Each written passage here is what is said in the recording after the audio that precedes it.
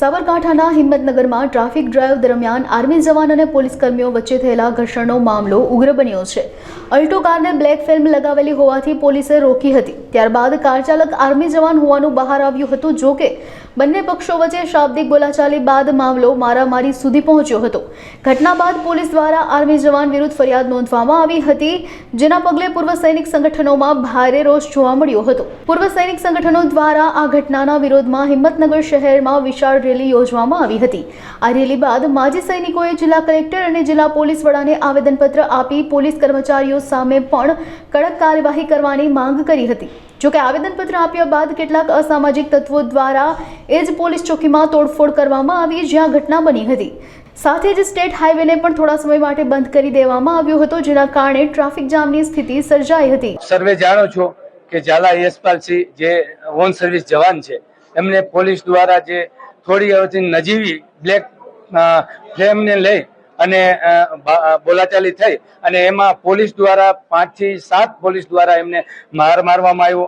એ ઘટનાને લઈ સમગ્ર ગુજરાતમાં માજી સૈનિક પરિવારમાં ખૂબ રોષ છે, સાથે સાથે જનતામાં પણ ખૂબ રોષ છે। આપ જોઈ રહ્યા છો કે બહાર કેટલી જનતા છે। અમે એને ન્યાય અપાવવા આવ્યા છે કે જે એમની સામે એફઆઈઆર થઈ છે એ એફઆઈઆર રદ કરવામાં આવે, પ્લસ જે પણ પોલીસ અધિકારી કર્મચારી જે છે એ તમામે તમામ એમની સામે એફઆઈઆર કરવામાં આવે। અમે અમારી સમગ્ર ગુજરાત માજી સૈનિક પરિવારની ટીમ અહીંયા આવી હતી અને કલેક્ટર સાહેબને આવેદન આપ્યું છે। કલેક્ટર સાહેબને બધી રજૂઆત કરી છે। કલેક્ટર સાહેબે હાલ 3 થી 4 દિવસનો સમય માંગ્યો છે। 3 થી 4 દિવસના સમયમાં બધું પૂર્ણ થશે। જો 3 થી 4 દિવસના સમયગાળામાં એની સામે કઈ કાર્યવાહી કરવામાં નહીં આવે તો અમે સમગ્ર ગુજરાતના માજી સૈનિકો, આ વખતે ખાલી ગુજરાતના જ છીએ પણ ભારત દેશના માજી સૈનિકો બોલાવી અને અમે હવે પછી કોઈ પણ બાંહેધરી લીધેશું નહીં અને અમે અહીંયા અનશન ઉપર અને આગળ જે પણ ઉગ્ર લડત થાય એના કેવલ ને કેવલ જવાબદારી આ પ્રશાસન હશે।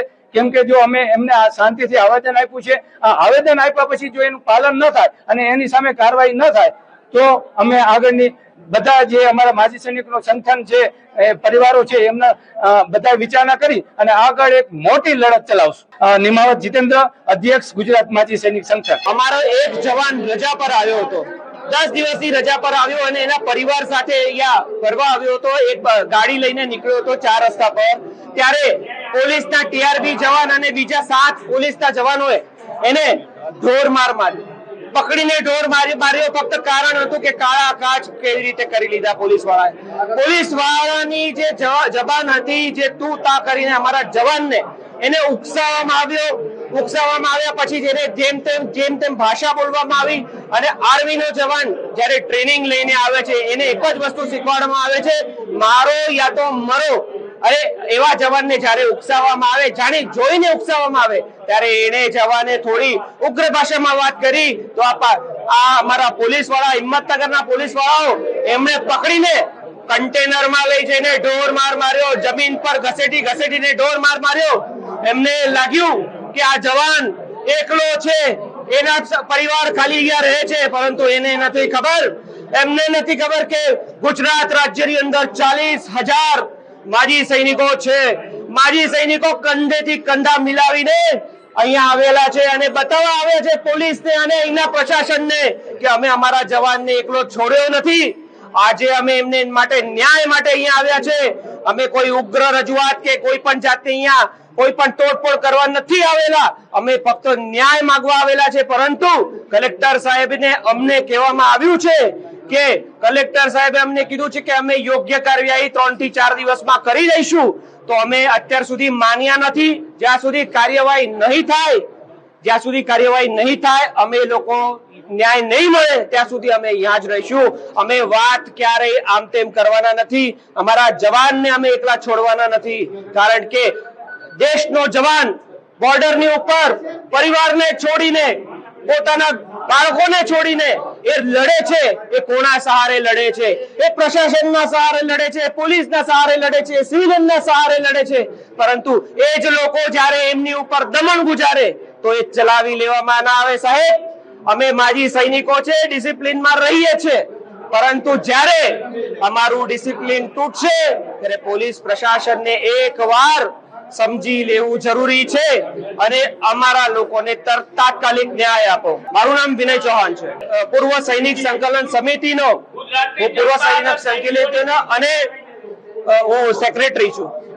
3/9/25 રોજ મોતીપુરા ચોકી પાસે જ્યારે શહેર ટ્રાફિકની ટીમ દ્વારા બ્લેક ફિલ્મ અંગે વ્હીકલ ચેકિંગ શરૂ હતું તે દરમિયાન એક પોલીસના સ્ટીકરવાળી કાળા કાચવાળી અલ્ટો ગાડી ત્યાંથી નીકળતા અને પોલીસ દ્વારા તે બાબતે ધ્યાન જતા તુરંત જ સિટી ટ્રાફિકની ટીમ દ્વારા તે ગાડીને રોકીને આગળ તેની પૂછપરછ શરૂ કરવામાં આવી હતી, જેમાં બેસેલ ઈસમ દ્વારા સૌપ્રથમ તો પોતે પોલીસ સ્ટાફ હોવાનું જણાવેલ, ત્યારબાદ વધુ આ બાબતે પોલીસ દ્વારા પૂછપરછ કરતા પોતે પોલીસના ઓળખીતાની ગાડી લઈને નીકળેલ છે તે મુજબ જણાવેલ અને આ બાબતે જ્યારે મેમો ભરવાનું જાણ કરતા પોતે આર્મીમાં હોવાનું પણ જણાવેલ.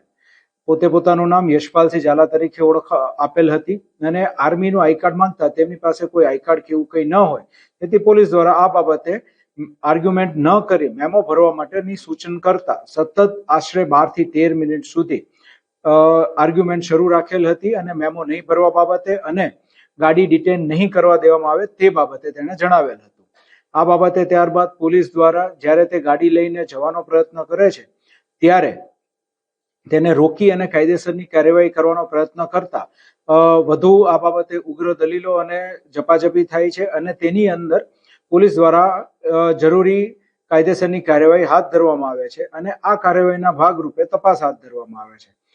સદર તપાસની બાબતે જે નિવૃત્ત સૈનિક સંગઠન છે તેઓ દ્વારા રજૂઆત કરવા અર્થે આજરોજ 8/9 રોજ એક રેલીનું આયોજન કરવામાં આવેલું હતું અને આ રેલીના આયોજનના ભાગરૂપે તેઓ દ્વારા જે જીન રોડ છે ત્યાંથી શરૂ કરીને કલેક્ટર ઓફિસ સુધીની એક રેલી કાઢવામાં આવેલી હતી અને તેઓ દ્વારા કલેક્ટર સાહેબને મળીને અને ત્યારબાદ અત્રેની કચેરીએ પોલીસ અધિક્ષક શ્રીને મળીને પોતાની રજૂઆત કરવામાં આવેલી હતી અને તેઓની રજૂઆત શાંતિપૂર્ણ રીતે સાંભળી તેઓની તમામ રજૂઆત જે છે એ અન્વયે ન્યાયપૂર્ણ કાર્યવાહી કરવામાં આવશે અને તે માટે સમયની માંગણી પણ તેઓને પાસે કરવામાં આવેલી હતી, તેઓને જાણ કરવામાં આવેલી હતી.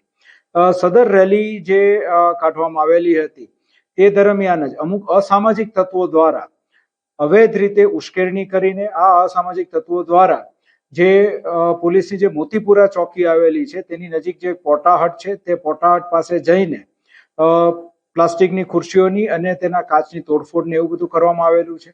પોલીસ દ્વારા હાલ આ અસામાજિક પ્રવૃત્તિ કરનારા ઈસમોને ઓળખ કરીને તેઓ વિરુદ્ધ ધોરણસરની કાર્યવાહી હાથ ધરવામાં આવે. હાલ જે છે પોલીસ દ્વારા સૌપ્રથમ તો ત્યાં હાજર જે પોલીસ સ્ટાફ છે તેના દ્વારા ફરિયાદ નોંધવાની કાર્યવાહી કરવામાં આવી રહેલ છે અને આ ફરિયાદ નોંધ્યા બાદ જે કંઈ પણ અસામાજિક ઈસમો હતા તેઓના ફૂટેજીસ આપણી પાસે બોડી વોર્ન કેમેરામાં તથા ત્યાં હાજર વિડીયોગ્રાફર્સ પાસે છે અને તેમાંથી જેણે પણ આ પ્રવૃત્તિ કરી છે તે તમામને આઈડેન્ટિફાઈ કરી એક પછી એક તમામ વિરુદ્ધ કાયદેસરની કાર્યવાહી હાલ ફરિયાદ દાખલ કરવામાં આવી રહી છે અને આગામી 24 કલાકની અંદર ફર્ધર પ્રોસિજર આમાં કરવામાં આવશે. નિવૃત્ત આર્મી જવાનો દ્વારા જે પોતાની અલગ અલગ માંગણી રાખવામાં આવેલી હતી તેની અંદર મુખ્ય મુદ્દાઓ જે છે જે હું આપને દર્શાવું દ્વારા એફઆઈઆર જે નોંધવામાં આવી છે તે અન્વયની તેમની રજૂઆત હતી, જેમાં તેઓ દ્વારા જે જ્યુડિશિયલ કમ્પ્લેન લોન્ચ કરવામાં આવેલી છે તે બાબતે તેઓને સમજ કરવામાં આવેલી હતી. ત્યારબાદ જે છે આર્મીના જે નિવૃત્ત સૈનિકો જે છે તેઓ દ્વારા જ્યારે કોઈ પણ પ્રકારનું સરકારી વિભાગની અંદર પોતાની કોઈ પણ રજૂઆત કરવામાં આવે તો તેનું તાકીદે અમલવારી કરવામાં આવે તેવી તેઓની રજૂઆત હતી, જે અંગે તેઓને જ્યારે પણ પોલીસ વિભાગમાં કોઈ પણ પ્રકારની જરૂરિયાત જણાય, જેમ કે તેઓને અનેકવાર એ લોકો હથિયાર લાયસન્સ માટે નિવૃત્ત આર્મી જવાનો આવતા હોય છે, સિક્યુરિટી એજન્સીઝ માટે આવતા હોય છે અને એ ઉપરાંત બીજી પણ અનેક આર્મીના નિવૃત્ત જવાનોને પોલીસ વિભાગની જરૂરત પડતી હોય છે ત્યારે સત્વરે પોલીસ વિભાગ દ્વારા તમામ પ્રકારની કાર્યવાહી પૂર્ણ કરવામાં આવે છે અને મદદરૂપ થવામાં આવે છે. તે બાબતે તેઓને જાણકારી આપવામાં આવી હતી, જેનાથી તે લોકો સંતુષ્ટ થયેલ હતા અને તેઓ દ્વારા જે કંઈ પણ આ આખો બનાવ બનેલો છે તેમાં તટસ્થ તપાસ થાય અને યોગ્ય ઇન્ક્વાયરી થાય તેવી માંગણી કરવામાં આવેલી હતી, જે અન્વયે પણ પોલીસ વિભાગ દ્વારા જે ઇન્ક્વાયરી કરવામાં આવશે અને તટસ્થ તપાસ કરવામાં આવશે તે તેઓને બાંહેધરી આપવામાં આવેલી હતી અને તેથી જે હાજર જે કંઈ પણ જે વિવિધ સૈનિક સંગઠનના જે આગેવાનો હતા તે લોકો સંતુષ્ટ થઈને અત્રેથી રવાના થઈ રહેલા હતા અને તે દરમિયાન અમુક અસામાજિક તત્વો દ્વારા આ પ્રકારની પ્રવૃત્તિ હાથ ધરવામાં આવેલ છે.